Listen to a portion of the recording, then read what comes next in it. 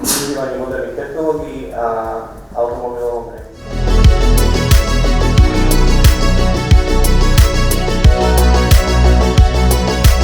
Tento rok sa koná 15. ročník podujatia detí, ktoré je pod záštitou Strednej priemyselnej školy elektrotechnickej a je určené pre žiakov 8. a 9. ročník. Taktiež inšpirujeme našimi prácami, aby ste videli, čo všetko naši žiaci dokážu na základe ich znalostí a poznatkov. Keďže sme slúbili aj súťažné podujatie, tak vyhlasujeme súťaž, ktoré hráte o celkom zaujímavé ceny, ako napríklad powerbanka, USB hub a taktiež aj USB kľúč.